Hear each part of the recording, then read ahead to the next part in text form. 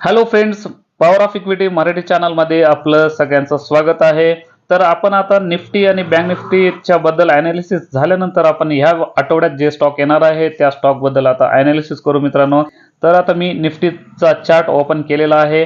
तर निफ्टीच्या चार्टमध्ये आपल्याला एक दिसतंय मित्रांनो की आपल्याला ऑलमोस्ट इथं एक बॉटम म्हणजे एक तयार झालेलं आहे असं वाटतंय. म्हणजे ते का वाटते तुम्हाला ते पण सांगतो मी. म्हणजे इथं जर समजा आपण बघितलं, हे ट्रेंड लाईन मी घेतो, एक एक मिनटं, हे ट्रेंड लाईन मी ड्रा करतो. इथून जर बघितलं तर हे बघा, हे ट्रेंड लाईनला आपल्याला कम्प्लिटली इथं ब्रेकआउट मिळालेले आहे. आणि हे ब्रेकआउट मिळाल्यानंतर थोडंसं निफ्टी वरती जाऊन थोडंसं करेक्शनमध्ये आलेले आहे. करेक्शन म्हणजे इथं एक पॅटर्न पण सुद्धा आपल्याला बनलेलं आहे. हे पॅटर्न आपण म्हणू शकतो ह्याला डब्ल्यू पॅटर्न. ह्या डब्ल्यू पॅटर्नला इथं ब्रेकआउट मिळालेला आहे मित्रांनो. आणि तसंच बँक निफ्टीमध्ये सुद्धा असंच पॅटर्न तयार झालेले आहे. आपण बँक निफ्टीला सुद्धा एकदा ॲनालिसिस करू. तर निफ्टीचं जर बघितलं तर आपल्याला इम्पॉर्टंट एक रेजिस्टन्स आता तयार होतोय मित्रांनो. म्हणजे ते रेजिस्टन्स कुठलं, ऑलमोस्ट इथं ह्या रेंजमध्ये. आणि तसंच आपल्याला खालच्या रेंज जो आहे ते सपोर्ट येत आहे. सपोर्ट जे आहे आपल्याला 22,800चा एक सपोर्ट आहे, स्ट्रॉंग सपोर्ट. आणि तसंच वरच्या बाजूला आपल्याला रेजिस्टन्स जे मिळतोय ते 23,800चा एक इम्पॉर्टंट आपल्याला रेजिस्टन्स आहे. आणि जे ह्या रेजिस्टन्सच्या वरती जर समजा पुढच्या आठवड्यात आपल्याला जर क्लोजिंग मिळालं तर नेक्स्ट टार्गेट जे आपल्याला दिसते निफ्टीचा ऑलमोस्ट इथं 24,800चा दिसते. 800 ते 850च्या रेंजमध्ये बँक निफ्टीचा टार्गेट दिसतोय आपल्याला. आणि सपोर्ट म्हणजे 22,800चा आहे. जोपर्यंत 22,800ला क्रॉस होत नाहीये तोपर्यंत मार्केट खाली जाण्याची शक्यता कमी वाटते आता. तर आपण आता बँक निफ्टी बद्दल सुद्धा आपण एकदा ॲनालिसिस करून घेऊ. मग आपण या आठवड्यात जे स्टॉक येणार आहे त्या स्टॉक बद्दल आता आपण ॲनालिसिस करू मित्रांनो. तर बँक निफ्टीचा चार्ट ओपन करतोय. चार्ट ओपन झालेले आहे. तर डेली कॅन्डलमध्ये सुद्धा bank Nifty same to same जसं निफ्टी चार्ट तयार झालेला आहे तसंच आपल्याला बँक निफ्टीचा चार्ट दिसतोय मित्रांनो. तर इथं आपल्याला जे आता बँक निफ्टीचं जे क्लोजिंग मिळालेलं आहे ते 50,158 आहे. आणि तसंच वरच्या साईडला आपल्याला इथं रेजिस्टन्स जे दिसते ते इथं रेजिस्टन्स आहे. आणि हे खालच्या बाजूला जे दिसते हे आपल्याला हे सपोर्ट आहे. तर डेली कॅन्डलमध्ये जर बघितलं बँक निफ्टीमध्ये तरी सुद्धा आपल्याला डब्ल्यू पॅटर्न एकदम परफेक्टली दिसते मित्रांनो. ते कसं दिसते तुम्हाला मी ड्रॉ करून दाखवतो. तर याच्यामध्ये जे आपल्याला पॅटर्न बनलेलं आहे हे पॅटर्न कसं बनले तुम्हाला सांगतो बघा.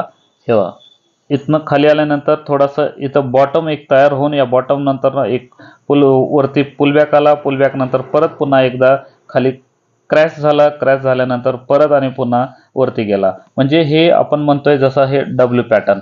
असं ह्या डब्ल्यू पॅटर्न तयार झाल्यानंतर ह्या डब्ल्यू पॅटर्नला हे आपण जे इथं जे हाय आहे आणि इथं जे एक हाय बनलेला आहे आणि इथं जे हा एक हाय आहे, जेव्हा ह्या हायच्या वरती क्रॉस होतोय आणि ह्या रेंजला आपण म्हणतोय नेकलाईन.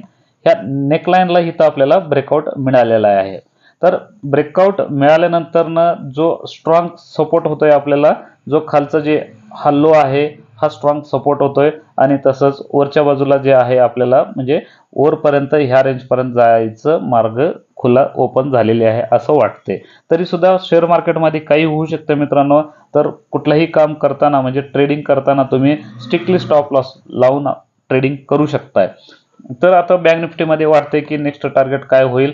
म्हणजे हा नेक्स्ट टार्गेट म्हणजे 52,000चं वाटते.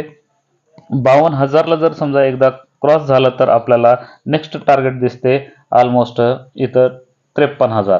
53,000 नंतर मग शेवटीचं 54,000 असं आपल्याला 3 लेवल दिसतात मित्रांनो बँक निफ्टीमध्ये. तर मित्रांनो आता ह्या आठवड्यात जे स्टॉक येणार आहे त्या स्टॉक बद्दल आता एकदा आपण ॲनालिसिस करून घेऊ. तो स्टॉक म्हणजे एकदम परफेक्ट म्हणजे फंडामेंटली सुद्धा खूप स्ट्रॉंग आहे. आणि एक सेक्टर म्हणजे ते हेल्थ सेक्टर मधला आहे. तो सेक्टर आता वरती चाललेला आहे. तर त्यातलं स्टॉक आपण आता निवडणार आहे. आणि त्याच्यामध्ये एक पॅटर्न बनलेला आहे मित्रांनो. ते पॅटर्नचं नाव आहे रेक्टँगल पॅटर्न. म्हणजे आपण रेक्टँगल पॅटर्न कशाला म्हणतोय हे तुम्हाला मी ड्रॉ करून आता दाखवतोय. ओके. तर हे बघा, हे चार्ट थोडंसं वरती घेतोय मी.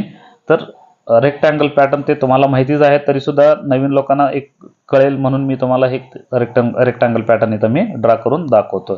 तर बघा मित्रांनो, जर समजा मार्केट असं कम्प्लिटली वरनं खाली आलंय किंवा खालनं वर गेलं तर समजा असं असं असं करत आहे की नाही, एका रेंजमध्ये येऊन त्यानंतर त्या रेंजला जर समजा आपल्याला ब्रेकआउट मिळाला तर आपण त्याला म्हणतोय रेक्टँगल पॅटर्न. म्हणजे मोस्टली टाइम काय करते, म्हणजे वरती हायला हाईट म्हणजे टच करायला बघते, ब्रेकआउट करायला बघते, खरं ब्रेकआउट होत नाही. तसंच लोला खालच्या बाजूला प्रयत्न करते, खरं खाली सुद्धा आपल्याला ब्रेक होत नाहीये.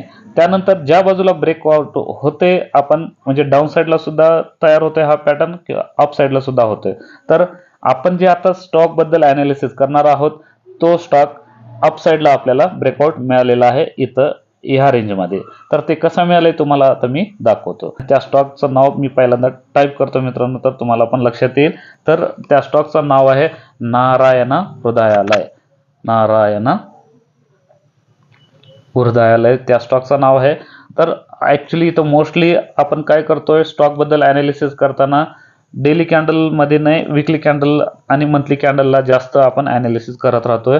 तर हे बघा हा स्टॉक कंप्लीट जसं तुम्हाला मी दाखवलेला मित्रांनो, म्हणजे कुठल्याही पण साईडला तो स्टॉक वरनं खाली गेल्यानंतर खालनं किंवा वर गेल्यानंतर एक साईडवेज झोन बनतोय. म्हणजे कसं हे बघा असं खालनं असं वर गेल्यानंतर ना असं साईडवेज जाऊन नंतर ब्रेकआउट देतोय, त्याला आपण म्हणतोय रेक्टँगल पॅटर्न इथं जे बनलेलं आहे.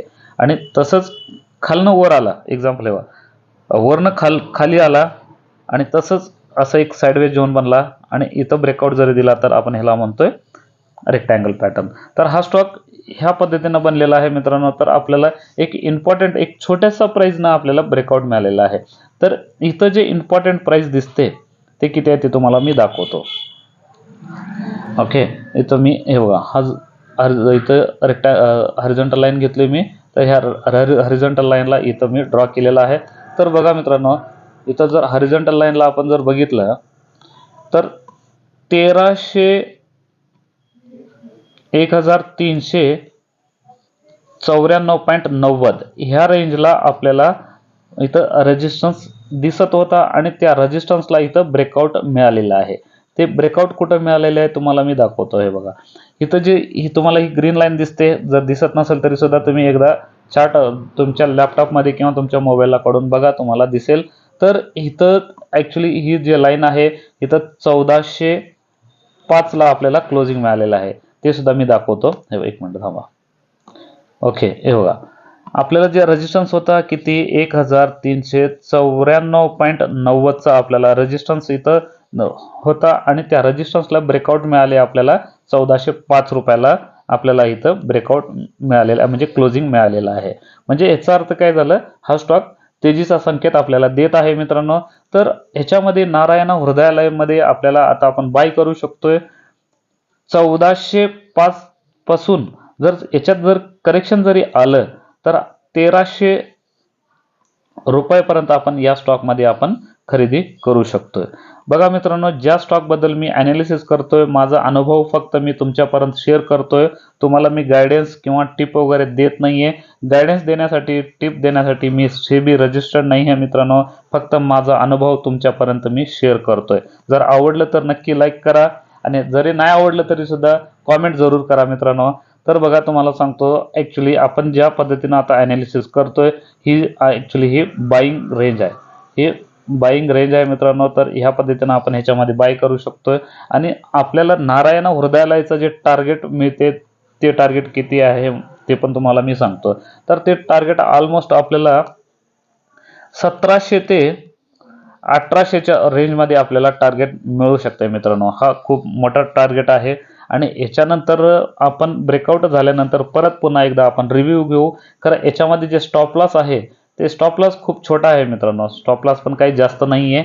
तर स्टॉप लॉस किती आहे ते सुद्धा हे बघा. इथं जे आपल्याला ब्रेकआउट मिळालेलं आहे ह्या ब्रेकआउटच्या लो प्राइस जी ही कॅन्डल आपल्याला ब्रेकआउट मिळालेलं आहे आणि त्याची मागची कॅन्डल जी आहे ते किती 1260 रुपये.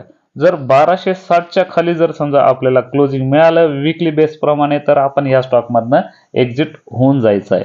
जर जोपर्यंत स्टॉक स्टॉप लॉस हिट करत नाही तोपर्यंत आपण वेट करत राहायचं आहे. तर हा पॅटर्न खूप चांगला बनलेला आहे मित्रांनो. तर ह्या स्टॉकला तुम्ही अजिबात म्हणजे दुर्लक्ष करू नका. स्टॉक मार्केटमध्ये एंट्री करताना आपण दोनच गोष्टीला फॉलो करायचं आहे, टार्गेट आणि स्टॉप लॉस. एक तरी टार्गेट हिट झालं तर एक्झिट व्हायचं आहे किंवा स्टॉप लॉस हिट झालं तरी एक्झिट व्हायचं आहे. साईडवेज झाला किंवा थोडाफार नुकसान दिसत असेल तर अजिबात एक्झिट व्हायचं नाही आहे.